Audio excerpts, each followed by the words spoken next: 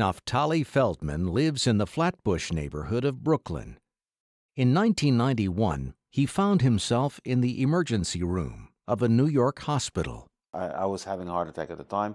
There was a vessel that was blocked.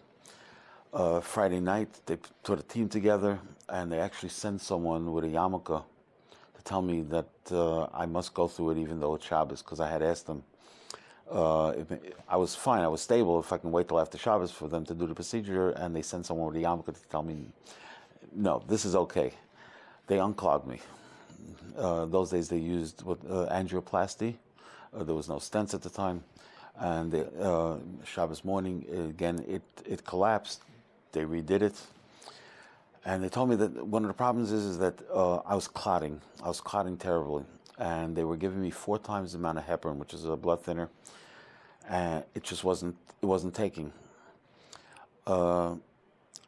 Sunday morning, my wife went to the Rebbe to ask for a bracha. My husband is in Mount Sinai with a heart condition. The name is Naftali Feldman and Esther Rachel.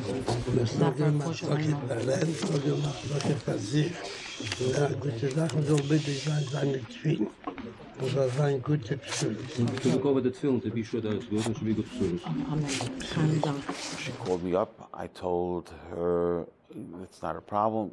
Please bring it in, but do not tell the cipher that the Rebbe asked that the tefillin be baidik. Just bring it in, have them look at it. Sunday I developed a blood clot. Baruch Hashem, I went to my leg, not up. Monday morning they operated on my leg. They fished out the clot. They had given me a few transfusions, and they told me that it's just not helping. Tuesday at 3 o'clock they have to take out all my blood and put back a transfusion, give me other blood. They don't see any other reason. They don't know why it's clotting, but it is clotting. This was Monday afternoon. Monday night at midnight, my wife gets a call from Rebbe Groner, and he says that Rebbe wants to know what is wrong with your husband's tefillin. This is midnight. She was petrified, and she said, "Tefillin are not back yet." He said, "The Rebbe's waiting for an answer. Here's my number. You'll call me back." There was no cell phones then. "You'll call me back as soon as you hear it. The Rebbe's waiting for an answer." That was his words. She called me in the morning, and she told me, I said, "Just call up the cipher. Tell him that you need the tefillin back for your husband. Make up a story. Tell him that he's leaving. Anything you want, but don't tell him the Rebbe said so, but I need the tefillin back immediately." She called the cipher 9, 10 o'clock. He says, "I understand. Your husband's tefillin are next. They will be checked. I will get back to you 12:30. He did get back at 12:30. Said the tefillin are 100% kosher. Just the tag from the lamed of Levavecha is missing. A tag you can fix. Tag, I fixed it. It's done. You can pick up your husband's tefillin anytime." They came in about 1:30 to take my blood again because they were going to take out all the blood, complete oil change. They came to take it. My blood was back to normal. They said it's impossible. They must have mixed up the blood because I've been clotting for the last 3 days.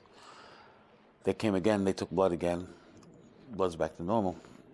"Mr. Feldman, you can go home," except that I couldn't walk because of the surgery. So I had to stay in the hospital, not because of my blood. The blood was totally back to normal. And I just,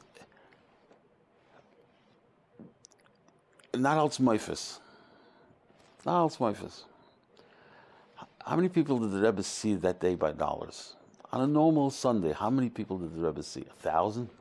1,500? And how long was that conversation?